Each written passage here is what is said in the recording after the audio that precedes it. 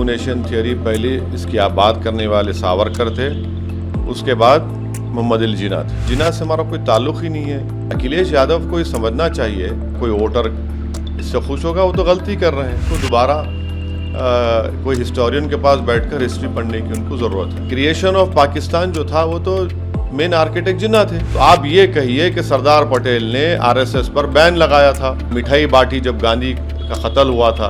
इसको अंग्रेजी में कहेंगे डॉग विजिल पॉलिटिक्स। 15 मिनट के लिए किसी जगह पर पड़ता है और निकल जाता है, तो इसमें होम मिनिस्टर को तकलीफ क्यों हो रही है? अगर उनको अटैक करना क्या है कांग्रेस पार्टी को, तो अटैक करें। हर जुमे के दिन गुड़गांव में एक तमाशा होता है। आप इस तरह की बात करके और नफरत में इजाफा कर रहे, हमला हो गया, कोई गड़बड़ हो गई, इसका जिम्मेदार अमित शाह होंगे क्या? जो कि साथ में पढ़ाई की, बैरिस्टर भी बने और उसके बाद भारत की आज़ादी के लिए उन्होंने लड़ा, उसमें जिक्र है जिन्ना का।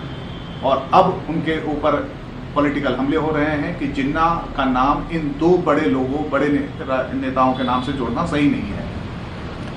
देखिए, अखिलेश यादव को ये समझना चाहिए कि भारत के मुसलमानों का कोई ताल्लुक़ मोहम्मद अली जिन्ना से नहीं है। जो भारत में आज मुसलमान रह रहे हैं और जो हमारे बाप दादा थे, उन्होंने 1947 में ही फैसला ले लिया था कि हम पाकिस्तान को नहीं जाएंगे। हमने पाकिस्तान के टू नेशन थ्योरी को रिजेक्ट किया। और हकीकत ये है कि टू नेशन थियरी पहले इसकी आप बात करने वाले सावरकर थे, उसके बाद मोहम्मद अली जिन्ना थे। तो भारत के जो मुसलमान हैं उन्होंने भारत को अपना वतन माना और टू नेशन थियरी को रिजेक्ट किया। और जिन्ना से हमारा कोई ताल्लुक़ ही नहीं है। तो अखिलेश यादव को ये समझना चाहिए कि अगर वो इस तरह की बात करके समझ रहे हैं कि कोई तबक़ा या कोई हिस्सा या कोई वोटर इससे खुश होगा, वो तो गलती कर रहे हैं। उनको अपने एडवाइज़र्स को चेंज करना चाहिए या ख़ुद को उनको पढ़ना भी चाहिए। ये बात बिल्कुल सही है कि पाकिस्तान के क्रिएशन में मोहम्मद अली जिन्ना का सबसे बड़ा रोल रहा है। अब उसके पीछे क्या क्या है, तारीख़ में जाएंगे तो बहुत लंबी तारीख़ जाएगी, मगर ये इस्तेमाल करना और ये कहना है, ये तो अखिलेश यादव को मैं समझता हूँ कि उनको दोबारा कोई हिस्टोरियन के पास बैठकर हिस्ट्री पढ़ने की उनको ज़रूरत है। आपने एक बात कही है कि एक तबका खुश होता है। नहीं, मैं देखिए, नहीं, मैं सिर्फ मुसलमानों की बात नहीं कर रहा हूँ। मैं ये कह रहा हूँ कि हिस्ट्री का अगर कोई स्टूडेंट होगा तो आपको कंप्लीट बात बताएगा कि 1925 में क्या हुआ, 1934 में क्या हुआ, फिर 1937 में क्या हुआ, 1940 के बाद क्या हुआ। क्रिएशन ऑफ पाकिस्तान जो था वो तो मेन आर्किटेक्ट जिन्ना थे। तो आज मौजूदा दौर में आप उनकी बात कर रहे हैं। भाई, अगर आपको बात करना है भारत की, तो आप ये कहिए कि सरदार पटेल ने आरएसएस पर बैन लगाया था। सरदार पटेल ने ख़त लिखा था कि कैसे आरएसएस पूरे मिठाई बांटी जब गांधी का कत्ल हुआ था। आप ये बात करते ना, आप वो बात करते ही नहीं हैं। तो इनको मेरे ख्याल से थोड़ा हिस्ट्री का लेसन पढ़ने की ज़रूरत है। कि जो नवाज रोड या सड़क किनारे या सार्वजनिक स्थानों पर पढ़े जाते हैं, आपने ये बयान दिया है कि 10 मिनट की नमाज से गृह मंत्री के पेट में दर्द क्यों होता है? देखिए, वो देश के गृह मंत्री हैं, उनको इस तरह का बयान देना उनको ज़ेब नहीं देता। It does not befits the home minister of India to speak in such language. इसको अंग्रेजी में कहेंगे डॉग विजिल पॉलिटिक्स। क्या वो नहीं जानते कि त्रिपुरा में जहाँ पर बीजेपी की सरकार है, वहाँ पर 15 मसाजिद को या तो जला दिया गया या नुकसान पहुँचाया गया?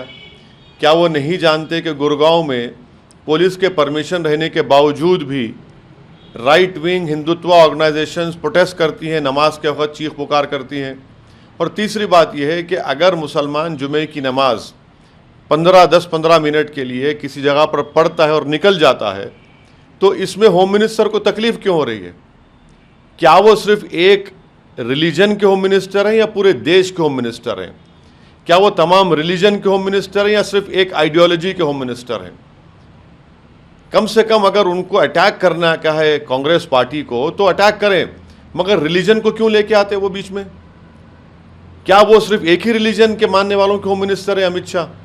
या फिर पूरे देश के? हाँ, मैं जानता हूं कि उनकी आइडियोलॉजी आरएसएस की है, उनकी आइडियोलॉजी में वो मानने वाले हैं सावरकर, गोलवालकर को, मगर आपने तो संविधान पर ओत लिया है ना। कम से कम दिखाने के लिए तो इस तरह की बात मत करिए। जबकि त्रिपुरा में इतनी तबाही और बर्बादी हो रही है, हर जुमे के दिन गुड़गांव में एक तमाशा होता है, तो ये इनको ज़ेब नहीं देता, बल्कि तो गलत बात उन्होंने कही। आपको नहीं लगता है कि एक व्यवस्थित तरीके से एक ऐसी जगह बननी चाहिए जहां पे लोग नमाज अदा करें? आप इसको लेकर सरकार से बात करें। देखिए, गुड़गांव में जब पुलिस परमिशन दे रही है तो फिर कौन प्रोटेस्ट कर रहा है, कौन गड़बड़ कर रहा है? त्रिपुरा में जहां पर ऑलरेडी मस्जिदें हैं उनको नुकसान जला दिया गया है। फिर होम मिनिस्टर त्रिपुरा के बारे में क्यों नहीं बोलते? होम मिनिस्टर कंडेम क्यों नहीं करते त्रिपुरा में जो हो रहा है? होम मिनिस्टर कंडेम क्यों नहीं करते जो गुड़गांव में हो रहा है? अगर 15-20 मिनट के लिए किसी जगह पर मुसलमान नमाज पढ़ के चला जाता है, कोई प्रॉपर्टी में चेंज नहीं होता, ना कब्जा करता है, चले आता है, आपको इतनी तकलीफ क्यों हो रही है? यही तो आप इस तरह की बात करके और नफरत में इजाफा कर रहे हैं मुसलमानों के लिए। आप और मुसलमानों, अगर कल किसी फ्राइडे जुम्मे की नमाज का कहीं पर मुसलमानों पर कोई हमला हो गया, कोई गड़बड़ हो गई, इसका जिम्मेदार अमित शाह होंगे क्या? क्यों इस तरह की बात करते हैं और आप नफरत और कंफ्यूजन क्रिएट कर रहे हैं?